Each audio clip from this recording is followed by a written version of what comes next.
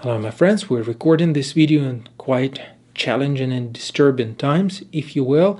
All of you know probably on this act of aggression, on the declaration of war, where Russia has invaded Ukraine with its own goal of either capturing the country or whatever they have in mind, which leads to inevitable refugee crisis in Europe, and Canada of course will be affected. And mind you, of course, here in Canada we got a huge Ukrainian heritage, we got a huge population in Canada which has Ukrainian roots, so essentially it affects almost anyone in here. We got friends, we got colleagues, we know someone who knows someone, and on and on and on and on. Like literally everyone is affected right now.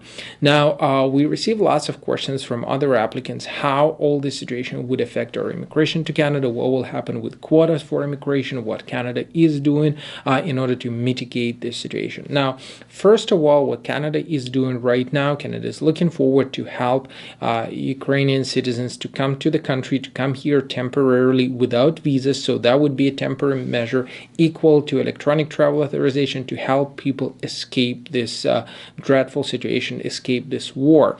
Now, at the same time, these people coming in here will be able to apply for an open work permit so that they would be able to work here, that they would be able to start their more or less decent, at least, fear-free living for a bit before they would be able to get back to their country and start restoring it.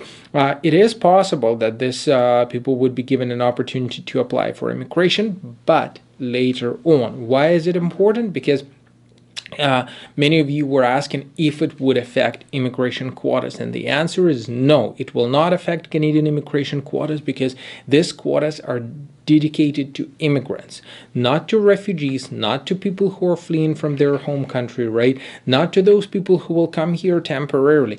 These are immigrants, those of you who are applying for immigration programs. So the fact alone that later on these people who will be coming here may potentially apply for immigration is a different story, right? And we're talking probably about a long-term perspective. As of now, your applications for immigration will not be affected. You will not be competing per se with people who are fleeing from Ukraine.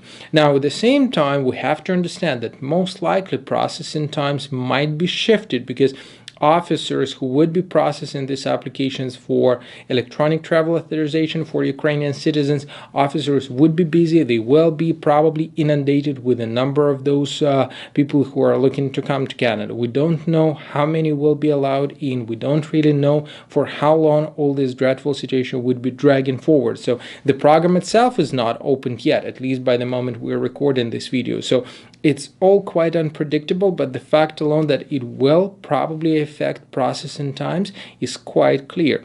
We're doing everything we can in our office to mitigate the resources to help those of you who are trying to leave from Ukraine and leave from Russia as well, because mind you, people in Russia, like most of educated people in Russia, are of course against this war. Like every normal human being on the planet has to be against war, right? So they're trying to leave the country, they're trying to escape this dictatorship, and doing everything they could in a very challenging economic situation where lots and lots of companies are leaving the country, where IELTS test is no longer available in Russia, and so on. So we will be continuing doing everything we could to help our friends in Ukraine, to help our friends in Russia, and if you're looking forward for immigration to our country, feel free to drop us a line. We'll keep you informed, and as soon as the program opens for accepting people from Ukraine, we will let you know as soon as possible. Stay tuned with us, and of course subscribe for the channel.